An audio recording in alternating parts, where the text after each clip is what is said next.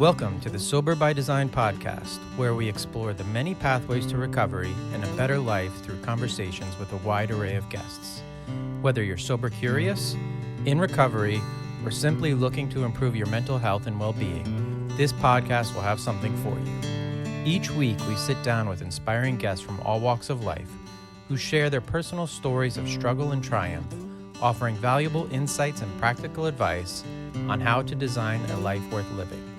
From addiction and mental health to spirituality and creativity, we cover a wide range of topics that are relevant to anyone seeking to live a more fulfilling and authentic life. So join us on this journey of discovery, growth, and transformation, and start designing a new life. Okay, everybody, welcome to the Sober by Design podcast. Today I have a guest. Actually, it's my first guest from the UK, Sarah Williamson, and she is the founder of Drink Less, Live Better. And today we're going to be talking a little bit about her story with struggles with alcohol, but more so focused on her recovery and what she's doing now for our community. So welcome to the podcast, Sarah. Thank you. It's so lovely to be here. Great. I have a lot of questions just related to the differences in country. We'll get to them later, but to start, can you just give us a little background about like where you grew up, how you grew up, and what led to your struggles with alcohol? Yeah, sure. I grew up in a really small village in the countryside with my mum and dad and my brother, who's 3 years younger than me. It was a really small village, no shop, but 2 pubs. And that is really quite common in the UK, or I would say it was at that time. Actually, a lot of our pubs, particularly in rural communities, have been closing down in significant numbers over the last few years, but certainly then it wasn't uncommon for there to be 2 pubs in a really small village. I would say that my early childhood was really average. We went to the local school. We had friends that lived nearby. I was very much into horses and riding and rode from a really young age and spent loads of my childhood outdoors. In a way, I would say that kind of childhood was probably a really ideal way of being kept out of mischief for as long as possible, because certainly, I would spend all weekends at the farm and wasn't particularly looking to fill my time with anything else. I started drinking around 16, so the jobs that were available in a village of that size were mostly in the pub. And so I started working in the pub and started drinking there. The licensing laws are a lot stricter now than they were nearly 30 years ago. And whilst obviously nobody in the pub was supposed to be served under the age of 18, and absolutely they knew exactly how old I was because I was working there, being served in the pub was no big deal. We all, my friendship group, we drank in the pub, and also we bought alcohol to drink out and be out in the park or hanging out wherever we were. I moved away from home when I was 18 and went to university and really began my drinking in earnest at that point. But I would say to you, it wasn't terribly unusual. There's a big student drinking culture, and very much I got stuck into that. I would probably have said at the time exactly the same as everybody else, but I don't really, looking back, I don't think it was exactly the same as everybody else. I definitely did a lot of my drinking as a fitting in activity, and wanting to go along with the crowd. I would say that I probably had many more introvert attributes than I'd have been prepared to have talked about at the time. I was most certainly doing that life and soul of the party thing, first on the dance floor, last off, last one ordering a rounds of tequila at the bar. And looking back on that, I do think that probably was a tool in masking my discomfort, my insecurity, my displeasure at being out in big crowds of people. But it was a tool that I used perhaps to get through those kinds of activities. Of course, never once thinking for a second I could have just said no thanks and stayed at home. So my university experience was mixed. And then I worked in London through my early 20s, and the mentality we had in the workplace there was very much one of work hard, play hard, and play hard was absolutely just a different set of words that meant drink hard. And it was very much accepted that hangovers were part and parcel of people's working day. I worked some slightly strange shift patterns from time to time, and so had the experiences of going out after work, missing the last tube home, forgetting not having enough time to get the night bus home and back into London again, so sleeping in the first aid room, and just getting up and doing it all again the next morning.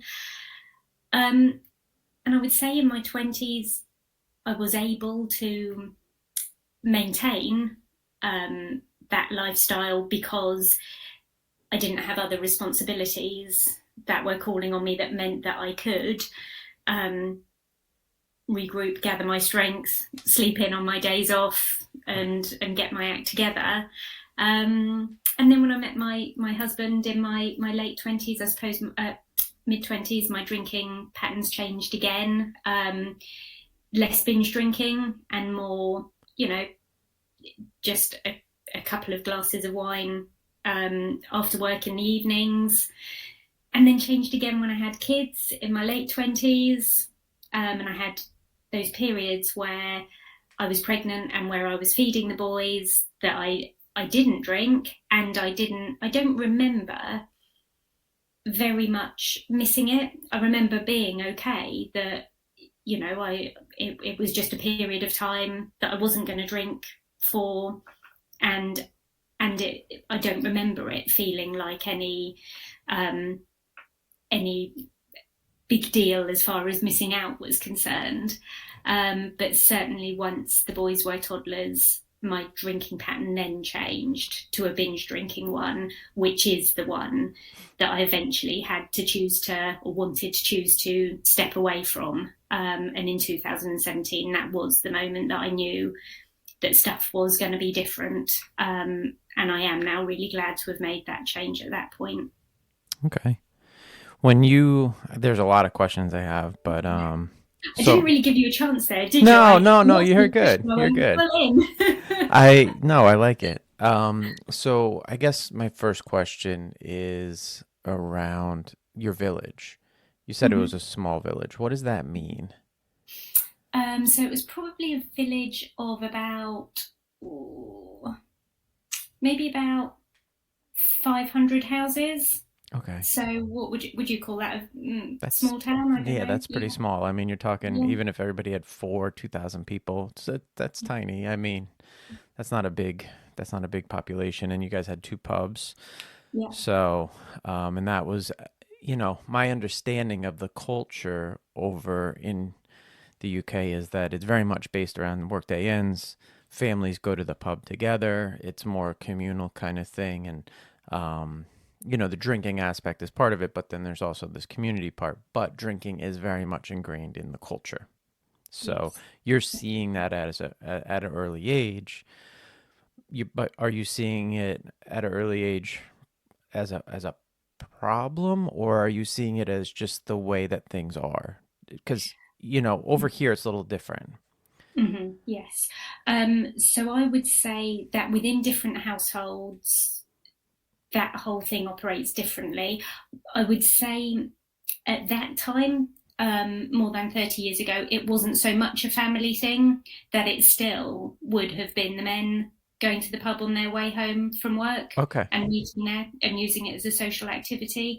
There were probably in that after work time slot some couples, and later on in the evening some couples, the family thing would really have been more of a weekend thing, Okay. rather than weekday. There was definitely a certain um, acceptance of it just being how it is. Um, I would say that a lot of the stuff around conversations about what the scout group are going to do next term and what the parish church are having a meeting about would have been in the pub, and those sorts of conversations around stuff that was going on. The parent teacher committees would meet there. They were used as a hub, as well as Right. a place to have a drink. But having said that, I don't ever remember, people ordering coffees to drink, or, serving very much soda. Absolutely, the drinks would have been alcoholic drinks. A waitress there for a long time, and in those days, yes, there was a food offering, but the majority of what the pub made their money out of was drink. It, the food would have been a small element of what their income was. Yeah. Yeah. Okay. I, for some reason in my head, I had it as like, hey, all the families went there, they had dinner, and there was like this whole thing going on. But it was very much, so it's very much similar to the bars here in the U.S. where, people will be on their way home from work, they stop, they drink. That's all they do. Maybe they have some appetizers, then they go home, and it's kind of an extension of that workday, and it just becomes sort of this place where people go to unwind. So that's what they tell themselves, Yes. and then go home. And depending on what state they're in, that home life becomes very different, right? So okay, so that is a small village that you grew up in, and you worked obviously in the pub, and then went on to university. It sounds very similar to the university experience here in the U.S., based around partying, drinking, keep the party going kind of atmosphere. You said something interesting that you were looking back, you were probably an introvert, and you were using this tool to like sort of come out of your shell, which is a story that I hear a lot. You know, w- when you were not drinking, what were you doing during that time? Were you uncomfortable, or were you engaging with friends? What were the downtimes in university like, and how did you feel during that time? Mm. Um, I think in my first year of university, I I did spend a lot of time feeling uncomfortable, either when I was drinking or not. I think I'd come from a tiny village into quite a big city. I was just on the outskirts of London, and I certainly remember enjoying either being in friends' kitchens or friends being round at ours and enjoying, drinking tea and studying and spending time together, enjoying the whole student lecture experience, and enjoying the other things that university had to offer. But I think I just wasn't quite comfortable. I think I very much missed. I desperately missed being away from my horse. That big attachment to the countryside, and then finding myself in really quite a concrete jungle, that felt quite alien to me. I don't think I got really very comfortable until my second and third year of university, when I had then established some really lovely friendships. And actually, in those friendships, we spent lots of time cooking together, hanging out at each other's houses. And whilst our drinking might have been big on nights out, we weren't drinking so much when we were at home cooking together and hanging out together. So I think I used alcohol in different ways throughout different years of university. Yeah, I think it's a common occurrence for young people coming out of, their parents' house and going to any kind of college, university setting. I know for me, I live in a rural area now, and I grew up here. But when I went away to college for my first year, it was to a city, and it was sort of like you lost your footing for a moment. Mm. And I didn't drink at first. I resisted it, but then as soon as I did, I was like, oh, okay, this is kind of making me feel a little bit more at home here. Or there was something about it that was sort of sucked me in. And I know other friends had that same experience as well. Um, and it was this sort of culture shock, or I don't know, it's like you've lost your way a little bit and you're so young, and it's just such an easy thing to slip into at that point. So it's not an uncommon experience, I don't think. And I'd really love to think, and I don't know the truth of this, I'd love to think that universities now might be more aware of that set of feelings that's really likely to occur for young people, and what are the alternatives, instead of offering, our university system, the kind of social scene in the early days when you start out is set around joining various different societies and clubs and things. And so many of these were, the cocktail club, the real ale drinkers club, these were the societies that were really easy to join and make friends in, because they were accessible, they were open to everyone. You didn't need to be fabulous at a sport, you didn't need to turn up with a special skill or talent. All you needed to be able to do was say, yes, I'll come to the pub. And I'd love to think now that there was a bit more inclusivity, that the common theme didn't have to be about what you were drinking. But I don't know if it's particularly different. I would like to think that, but I don't know that we're quite there yet, right? We live in a world right now where we get a lot of feedback about sobriety and recovery, but knowing sort of what's going on out there and hearing some other parents, there's still quite the wild party atmosphere going on. Over here in the States, we have fraternities and sororities that typically are really based around partying and drinking, and, Thursday through Sunday is just a wild, party time. I do know that some colleges are now offering like sober housing. So they're understanding that there are people coming in who either have a real aversion to this, or are in recovery already, right? Because there's young people who are in recovery, and we have some sober high schools here in my state. So I think that maybe that it's getting there, but I think we're still kind of far off. It's it's still Animal House, old school, like those movies that sort of kind of promote that kind of atmosphere in college. I think it's still going on, unfortunately.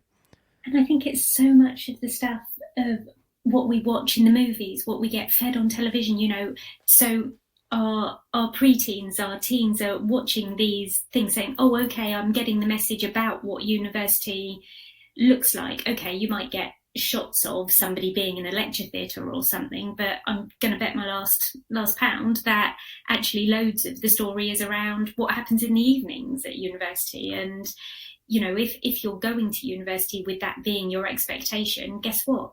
That is absolutely what you will find. And maybe it's part of why you go there in the first place.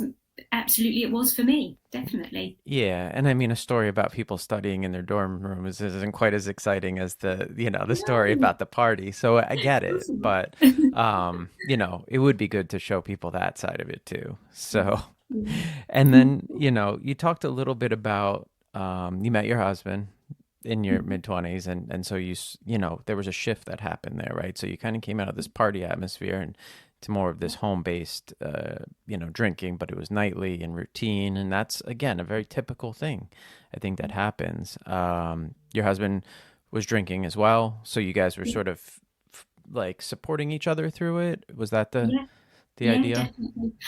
I do remember a conversation that we had, probably, I don't know, maybe just when we first moved in together. And he said to me one day, oh, have you got a glass of wine then? And so I'd just come in from work, had gone directly to the fridge and poured a glass of wine. And he said, did you know you haven't even taken your coat off yet? And I kind of had that moment where I was like, yes, I do know I haven't taken my coat off yet. And I remember kind of thinking, oh, is it because I'm still cold? Do I need to be wearing it? And absolutely that was not the reason. The reason was that I could not get to the fridge fast enough. I did not have time to pause and think about taking my coat off. And I think looking back, it's little sentences that people say that, you know, people wonder something out loud, or they point something out quietly. Maybe, you know, I wouldn't even have said that that was a particularly judgmental statement. It was an observation. He didn't say it with anything loaded in it, but it stuck in my mind, for sure it did. And it didn't change anything in my mind in that moment, nor for a long time afterwards. But it is something I look back on and go, oh yeah, I do remember that. You didn't take that message in though at that point and say like, hey, there's a problem here. It was just something that was said, and you kind of it came in, passed through it, and you went in and just drank that glass of wine, no problem, right? Yeah, absolutely. Okay. Yeah. Okay. I wasn't sure if there. So through that time, you were both okay with what was going on. There were no real issues, no challenges. It was just fine. You decided, hey, we're going to have children, have the children. You know, obviously, and you have two children, Boys. two boys. Yeah. Okay. I have the same, two boys. It's a challenge. they're I always say it's the hardest job, right? It's this job where you don't know how well you've done for a really long time. Long time, yeah. So you mentioned that you were able to stop. And obviously during that time that you're stopping, you know, the 9-month period plus the feeding, you're experiencing some sort of physical change during that time, as well as mental change. Yeah. Did during that time, did you think at all like, hey, this feels a lot better? Or was it like, hey, this is what I have to do because I'm pregnant and because I'm now, you know, having to feed the kids, but once it's over, I'm going right back? Was there ever a moment in either of those stretches where you thought that I'm just going to stick with this? The stretches were kind of joined together because I had my boys quite close together. So it was kind of one longer stretch. I definitely had the thought at the beginning, right, this is just what I'm going to do. This is how it's going to be. I don't think I ever stopped and really thought about how I was feeling with reference to not drinking through that period. I think I stopped and thought about how I was feeling at certain points because I was pregnant, and then because I had a tiny baby, and then I was pregnant, and then I had 2 tiny babies. But when I went back to drinking, I didn't go back into it in the way that I had drunk before. It would have been the odd glass of champagne, you know, if we were at a party or something. Then I probably went back to Friday nights and Saturday nights, opening a bottle of wine at some point later on. What I remember feeling, though, was 2 things that were difficult to navigate. And one of them was overwhelm. One of them was 2 tiny babies and being so utterly exhausted at the end of the day, I just didn't know quite what to do with myself. And the other one was a really sinking feeling of detachment from who I had been before. So I had left a job that was a responsible job where I managed lots of people, had a really big team, stepped straight from that into maternity leave when I was pregnant with my first son.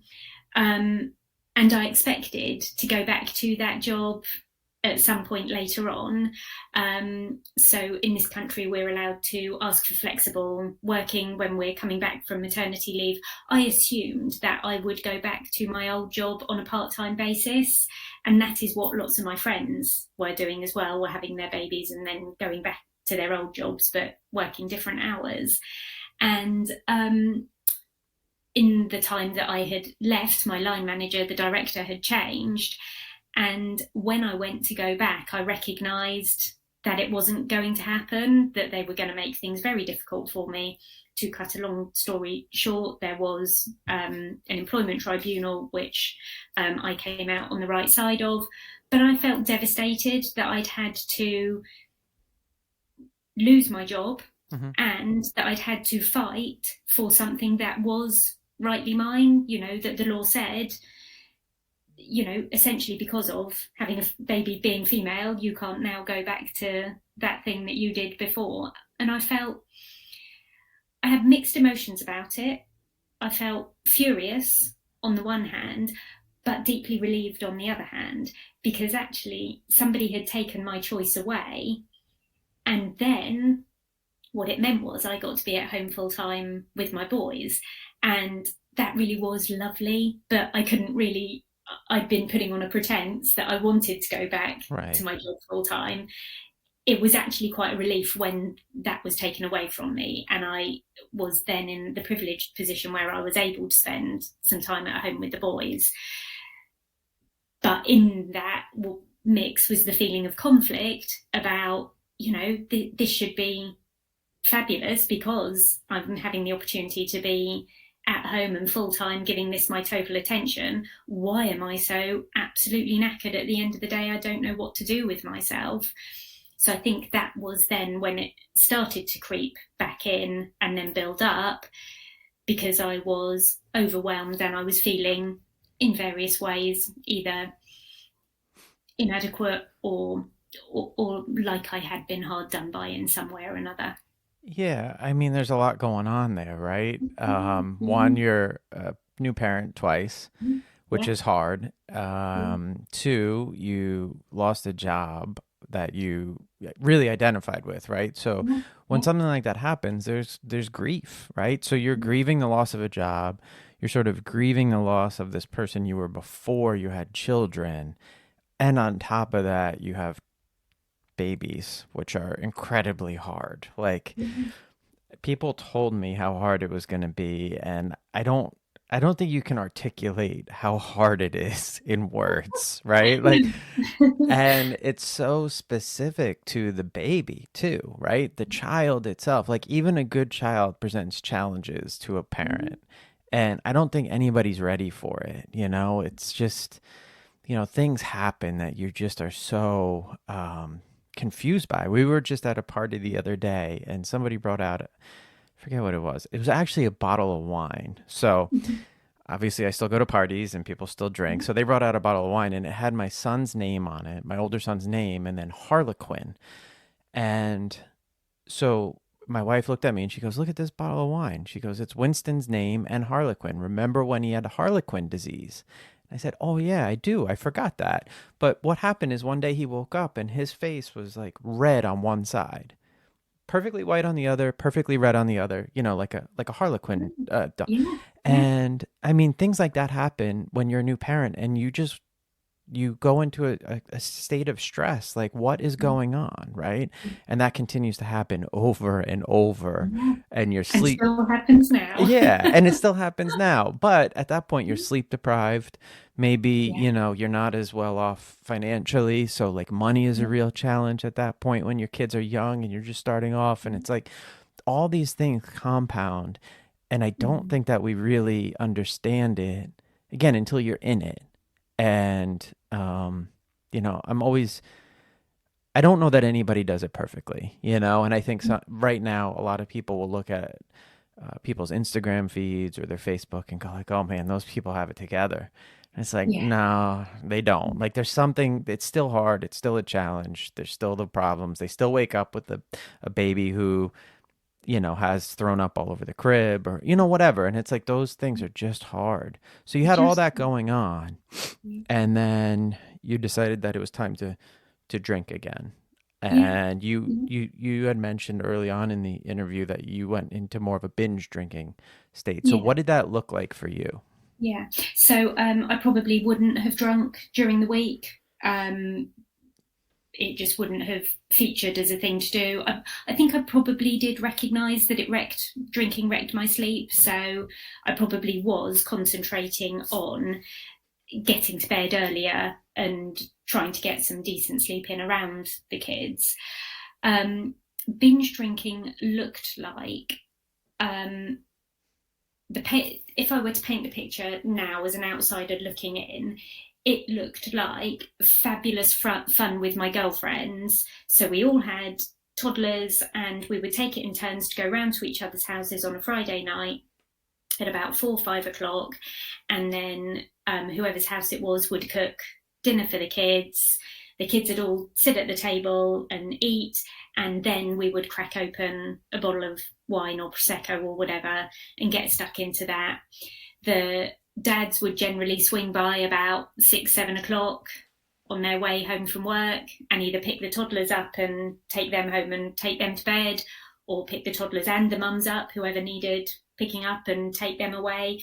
So that binge drinking was something that sort of filled the gap between about 4 o'clock and as long as we could make it till 7 o'clock, 8 o'clock, it tended to be condensed hours in which we drank a really enormous amount. And in fact, I'm going to correct myself there and say I drank a really enormous amount. I think looking back, I thought we were all drinking the same, but really maybe we weren't. I don't know. I can't rewind time. One of the things that really bothers me now, and it goes back to exactly what you were just saying about how these times can be hard. In the UK, we do a really big deal of birthday cards, all sorts of greeting cards, little wooden kitchen signs and stuff that make a big deal about wine o'clock, mummy needs wine, mummy's magic juice, hurrah for gin. Do you have the same? Yeah, we have that. They call it like mommy wine culture or something like that. Yeah, it is really kind of geared towards women, I think. Yeah, more the than pinkification of alcohol. And I look back on that now, and we, as a friendship group, we used to find all of that hilarious. And I suppose there's some stuff around it that does make me laugh now, but more from the ridiculous point of view than the feelings I now have around looking at new mums and thinking that it would be okay to say to them, yeah, sure, I see that this day has been really hard for you. Let me crack open a bottle of wine for you. Why is it not more common to say, I see that that's been really hard for you. What can I do? Can I bring you this lasagna? Come here. Do you need a massive cuddle? Can I get the Hoover out for you? Right. Can I take your kids overnight? Where is all of this? I'm not saying people don't offer to make the lasagna or whatever, but that shorthand of here's a bottle of wine, I feel like it really numbed me down through that period in my life. And actually I'd have been better served not being numbed down. That I'd have been, of course, much better served if I was emotionally present for my kids in the way that I definitely was not on Friday nights, and certainly was not on Saturday mornings. Yeah.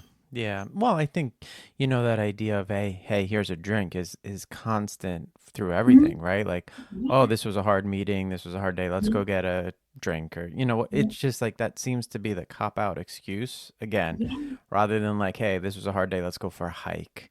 Or maybe we should hit the gym. Or to your point, do you need a hug? Like people would look at me really weird if I said that at work, but it's probably a lot better, right? And, but being on this side of the equation, we can see that clearly. I think still being in the culture of, a drink will solve it or multiple drinks will solve it is a very strange place to be. But that's just kind of how it works.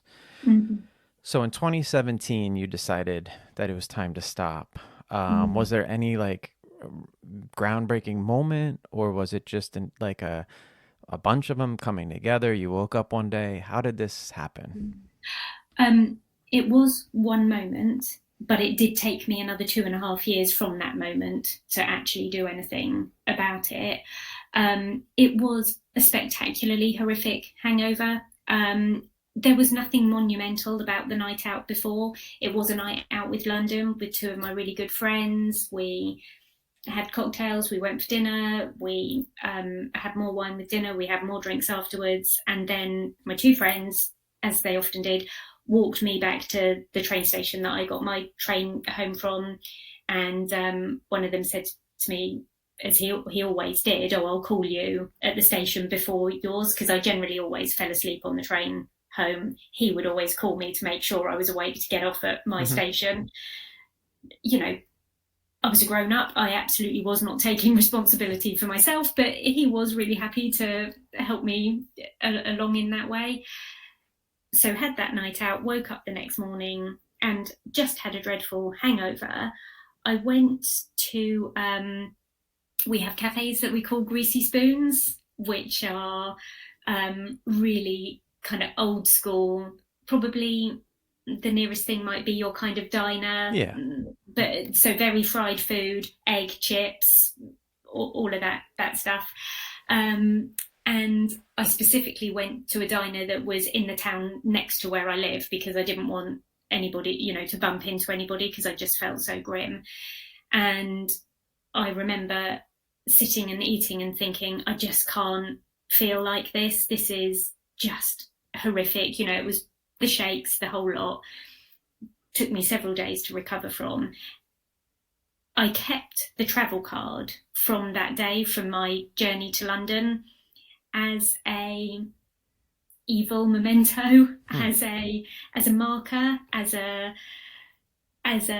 reminder of that feeling that I had that was physically awful, but emotionally probably the heaviest that I'd ever felt. And it took me another 2.5 years to hit the point at which I was ready to give alcohol a proper break. And in that 2.5 years, I guess what I started to do was turn around all of the thoughts in my head about what I was doing to myself, the effect that alcohol was having on my relationships.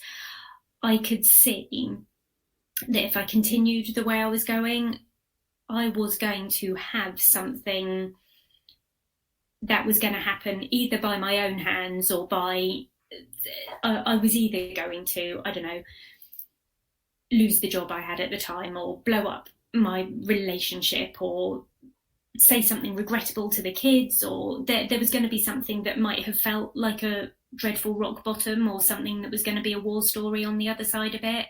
And so I suppose what I was doing was trying to pull back from that position rather than keep on going at it. So I came to a point where I started to read the books that we call Quit Lit. I started to, and I remember the very first book I had, I bought it in a charity shop, your kind of thrift stores, secondhand store, and I put it on the bookshelf with the spine pointing in so that you couldn't see the title of the book down the side of it, because I had a really big feeling of shame and guilt around it. I didn't want to talk to anyone about it, nobody in my family, none of my friends.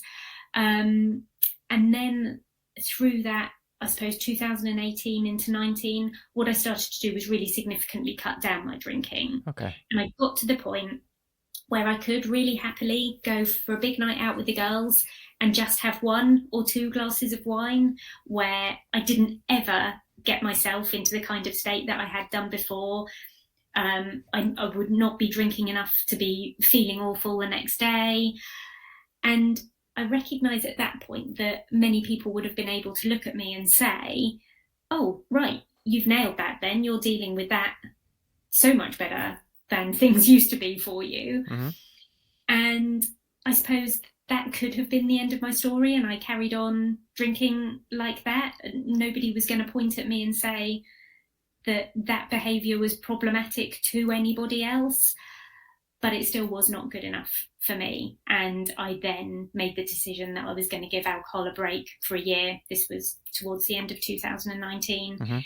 And once I had made that decision, and once I had done that year without alcohol, I actually just knew at that point I never was going back to it.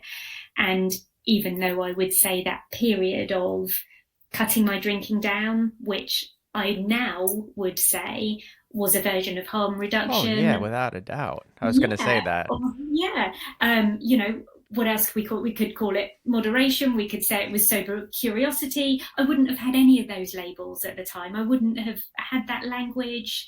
I just would have been able to say I was drinking less than I was before, and surely that's a better thing. So I was really glad, actually at the point at which I said I am going to give it a break for a year, because I'm going to experiment. And if I feel good, I'll stick with it. And if I don't, I'll just, be able to go out and drink a couple of glasses of wine, and I don't know, I'll be winning at life perhaps. Yeah, yeah. And you decided to do this year without alcohol in 2019, which was a pretty challenging year to do this, right? Because I'm guessing that you all were locked down as well, Yeah, right? so we actually didn't start our lockdown until March 2020. Oh, okay. So I had a stretch Okay. of Yeah. sobriety before we got into lockdown. All these years kind of merge one into Yeah. the other, don't Yeah, they? they really do. They really do. So, I was going to say harm reduction for sure. I mean, and that's something that I talked about recently on an episode because we were talking about it at a group I work with part time. And, it was a concept foreign to me 10 years ago when I got sober. I don't even think it was like a thing, right? It was it was very binary. It was all or nothing. Yeah. There was no way that that was even in the vernacular in our world. But I think it is an important item that, harm reduction can look like drinking less. Or, I even said, for somebody who goes out and drinks and then drives home, just putting the Uber app on their phone can Yeah. be harm reduction, right? You've literally taken out a giant possibility of a problem by just putting Uber on your phone. If you're going to continue to drink, just do everybody a favor and do that. And that's not even something that was in our world. So I think it's great that you pointed that out. Mm. So you did the year, you liked it, you've stuck with it, and Mm. then at some point you've decided that I like this so much, I'm going to share this with the world, which is a Yeah. big step, right?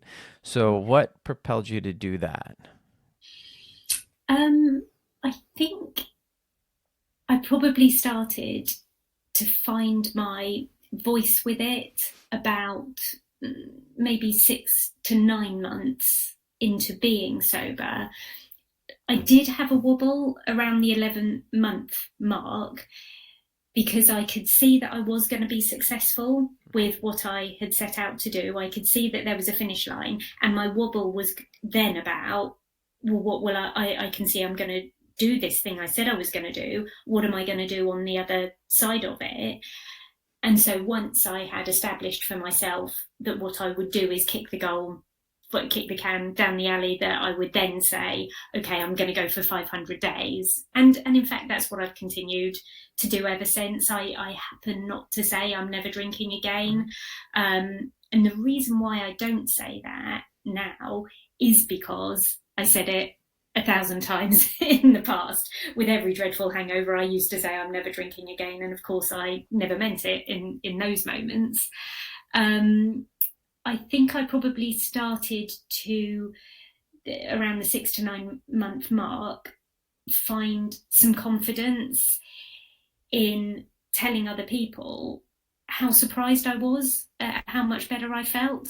And I needed to share my astonishment that I had in the period that I'd been drinking, the close period, to the point when I decided that I was going to have this break, I had been feeling less than fabulous. I had, a low level anxiety. I definitely had brain fog in the mornings. I definitely was not feeling all of the best feelings.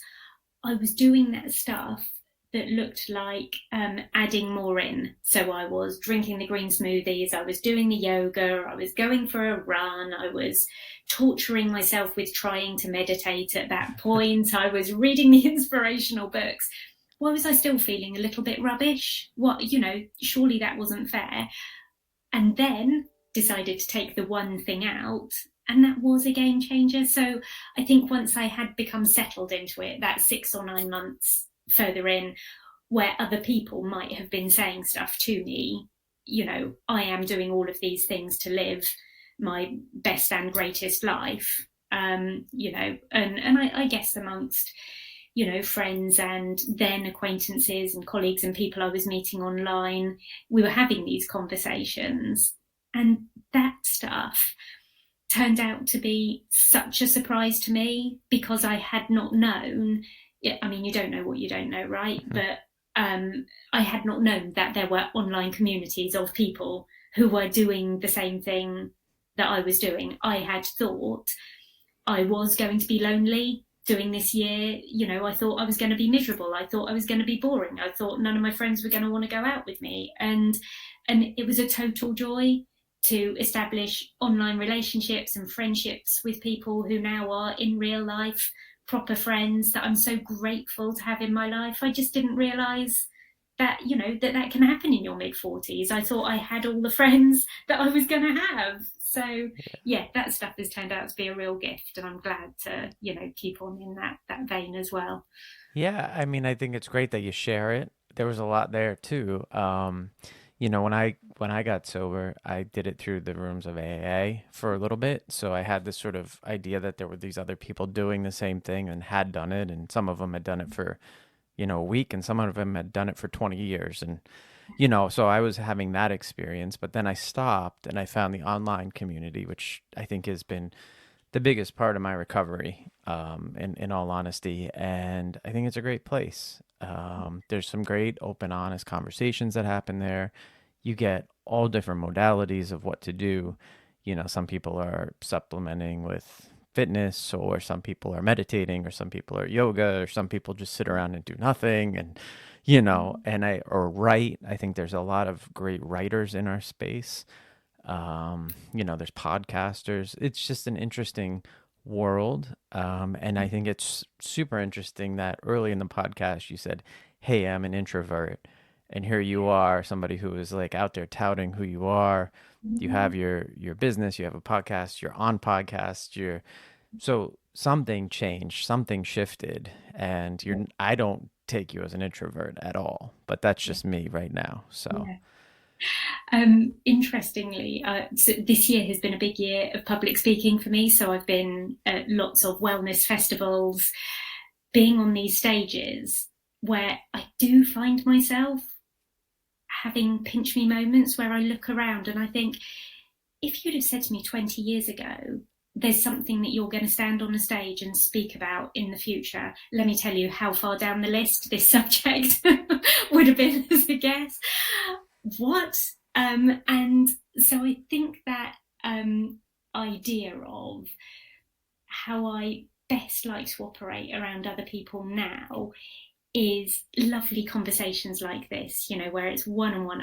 I love my coaching one-to-one clients. I do run some group programs for other people and a charity that I do some work for, but my passion is in one-to-one conversations, and I love being in small groups. And I also love now, which again, I never would have told you years ago, the time by myself. You know, I used to very much use the let's be out and in the company of other people as a reason to also have a drink. And because that bit has been taken away, I've realised that I really am happy walking the dog by myself, or, you know, with a friend or a couple of friends. And so I think I shift up and down that introvert extrovert scale depending on, you know, who's around, how I'm feeling, what my energy is.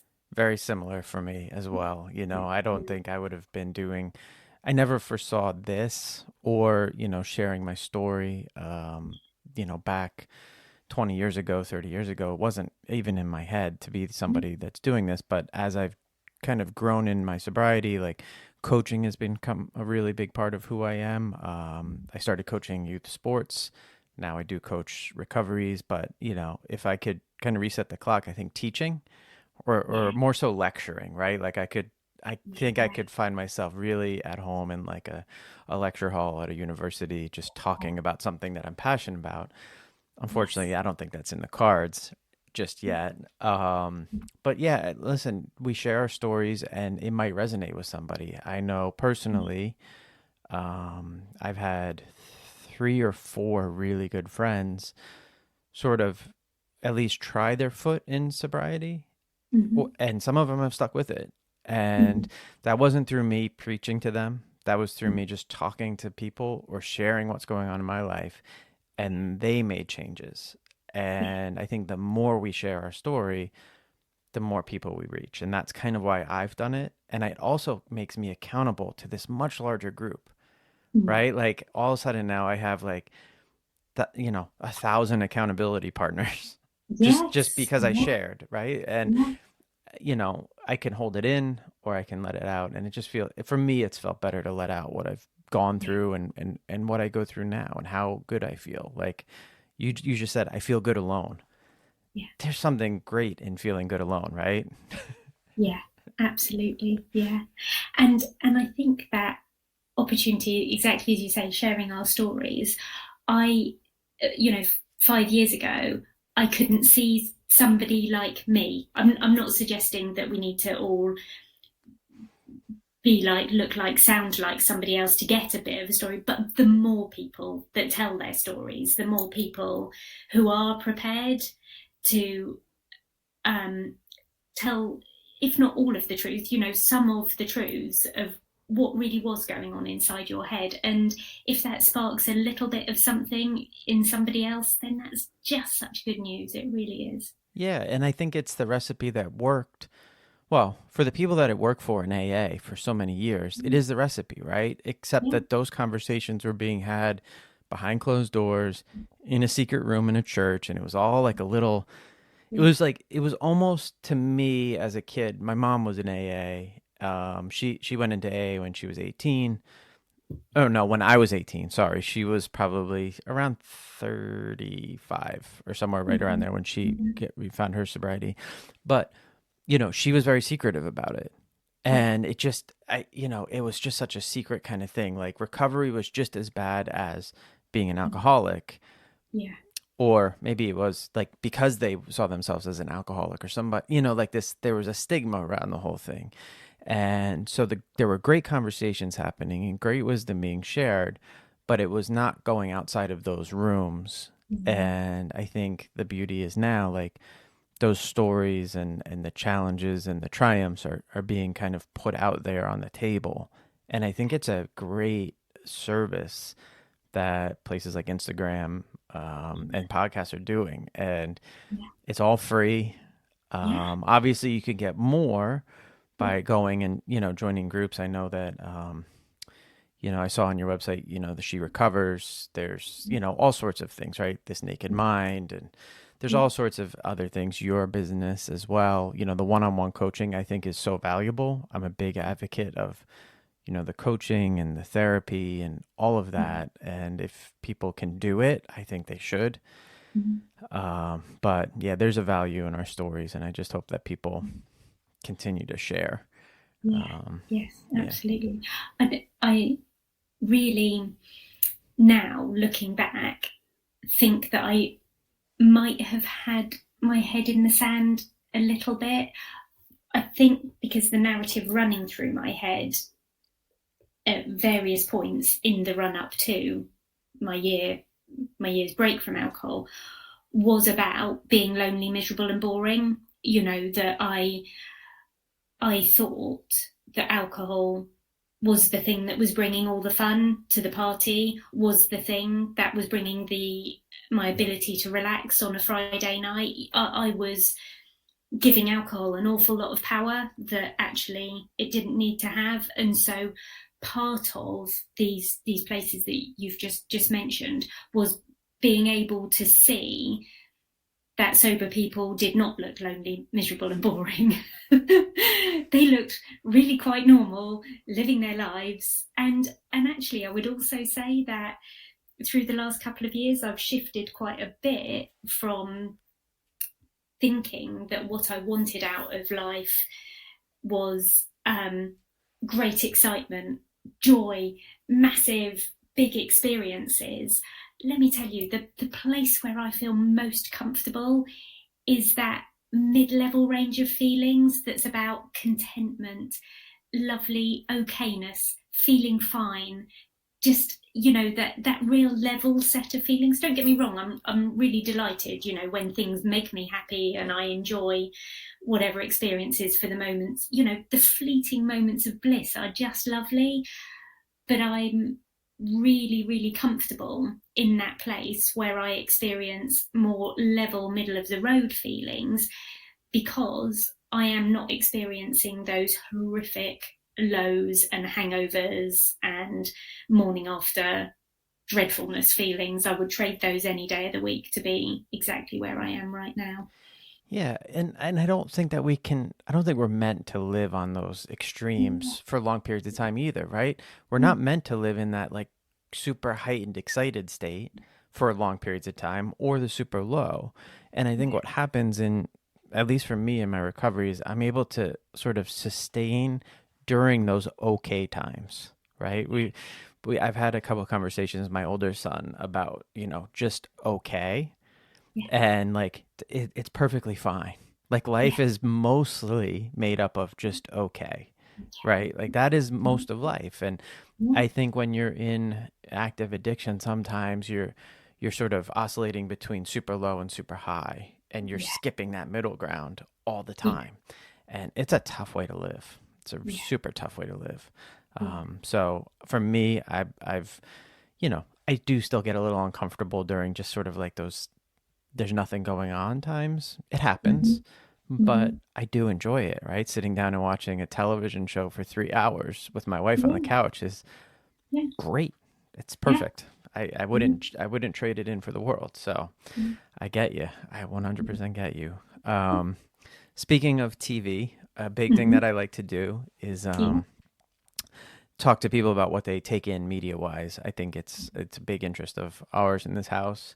So mhm. is there anything that you are watching, listening to, reading right now that you would like to share with the listeners? Mm-hmm. I'll tell you first of all what I absolutely am not watching, listening to, or reading, and that is the news. Yeah.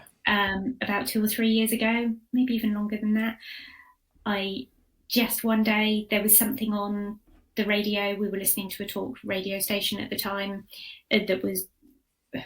I say it really dismissively. I don't mean it like this, but it was about another murder in London, and one of the boys asked me a question about it, and I turned the radio off in that moment, answered his question, and I thought, I'm never having this in my kitchen again. I'm not starting my day with, the.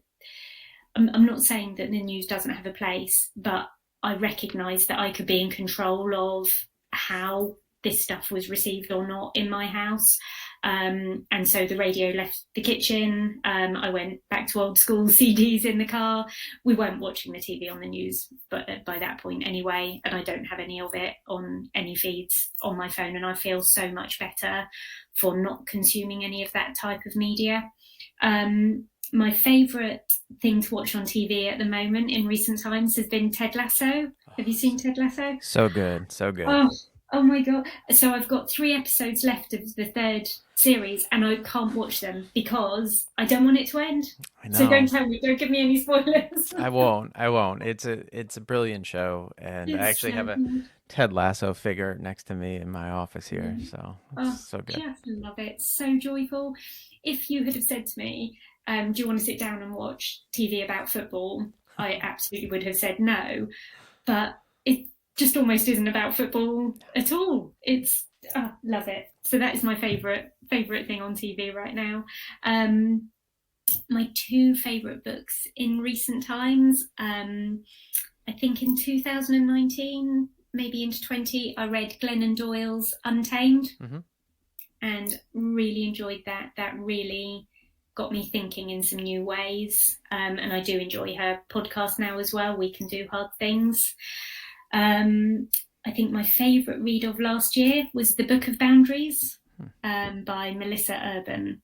And that was a really informative read, really useful, helped me to think about things in ways that I hadn't previously thought about them.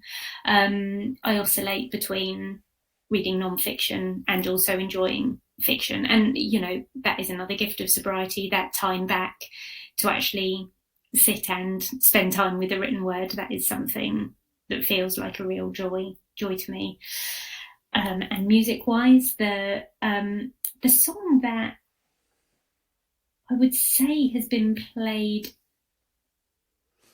maybe not the most times, but has featured through the last couple of few years, and my ears have always pricked up to it. So it must be on a couple of different playlists that we have at home.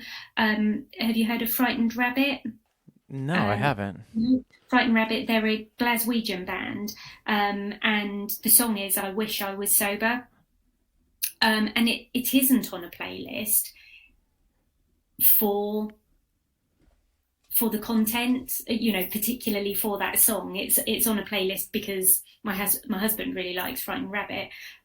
His family are all from Glasgow. It's all Scottish family. There's a line in this song where the singer is talking about his relationship with alcohol, and he's talking about his drinking. And the line is, "The best of me left hours ago." And that line it really gets me every time, that, remembering or thinking about, reflecting on being in a place where I would always know on an evening that nothing joyful, nothing great was happening from this point onwards. And the thing to think about next, or turn my attention to next, would be the hangover the next morning. The best of me left hours ago. Of course it did. And yet the behaviour was repeated. The way that makes no sense at all, but it's a beautifully written song. It's really haunting. I recommend you give it a listen. I am going to listen to it. I have it written down, and it'll be in the show notes as well. Great. It's got a good video to it as well. Really worth watching. Good. For me, this becomes increasingly hard to do because I do it week in and week out. But I recently started watching in my office iZombie, which is a kind of a goofy, trashy sitcom type show. It is. I had recently watched Lucifer, which was a show about the devil, and he works with the police, and he knows how to solve crimes because he's the devil. It's literally the same show, but just with a zombie. So somebody just plugged and played, but it's good. It's like mindless television watching. It's nothing major. You could watch any one episode and you kind of get the story, right? So that's my show of the week. You brought up Ted Lasso. I think it might be the fourth time it was mentioned. So people should, if you have not seen it, Ted Lasso is a must watch. My wife and I are watching Homeland. I brought that up before, which is a show about the terrorist. It was on Showtime years ago, I think, and is very good. We're just kind of pushing through it, episode by episode. I have no books this week, but I do have a song, one specific song. Last week I was driving through New York, up on my way up to Boston, and I was listening to a playlist, and this song called Orange Juice by Noah Kahan, who came on my playlist. And I am not a very emotional person, so crying for me is a big thing. Maybe I'll cry, well, not a lot. I mean, I can count on a couple on one hand how many times I've cried over the past 20 years. And I've heard the song a lot, but for whatever reason on the drive up, I might have shed one single tear, which is for other people just a waterworks, right? So it is a song about this person who found recovery, and they just came home, and it just the lyrics are touching, the emotion in his voice is touching, and we had seen him earlier in the summer as a family. We had gone to see him play a concert in New York State, and he played that song, and again it kind of maybe brought up that, I don't know. So anyway, go listen to Orange Juice and the song by Frightened Rabbit as well, and maybe you'll get something out of it. 2 recovery related songs this week. And the last thing, Sarah, I want you to talk a little bit about what you do and how people can find you, and if you could leave people with one tip, that would be great. Lovely. Thank you so much. Yeah, my business is drinklesslivbetter.com. Actually, today is the eve of my book being published. So my book will be available, and that is titled, I didn't spend a very long time thinking about the title. You'll be pleased to know it's called Drink Less, Live Better. And that feels like a lovely achievement. That feels, again, a bit like the speaking. Would I ever have guessed that this would have been the subject that I might have written a book about? Definitely not. I would say there's personal stories in there, but it's wisdom, it's insights, it's tools, It's different ways of thinking about things. And it's written in 4 sections where actually a lot of the stuff could be applied, yes, to living a life without alcohol really joyfully, but also so many other different changes we make in our lives. So I coach one-to-one with my clients, mostly over a 3-month program.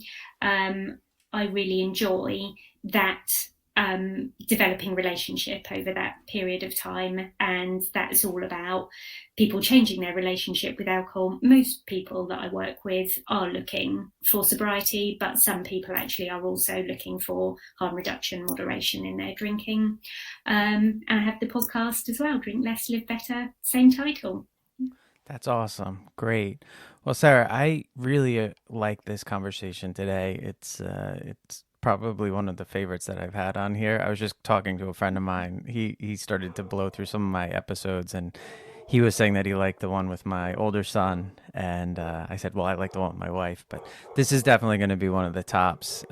Super easy to talk to, and I think your story's great, and what you're doing is great, and I think I'm getting a delivery right now because my dogs are going crazy. I'm just going for it. I've really enjoyed today too. Thank you so much. It's been a real pleasure. Great, Sarah. And I will link everything we talked about in the show notes. So please check out Sarah's website, her book, which is coming out tomorrow. Was it tomorrow? Yeah. And then her podcast as well. And again, everybody, if you could review, like, and subscribe to the podcast, that'd be great. And we will see you next week. Wow.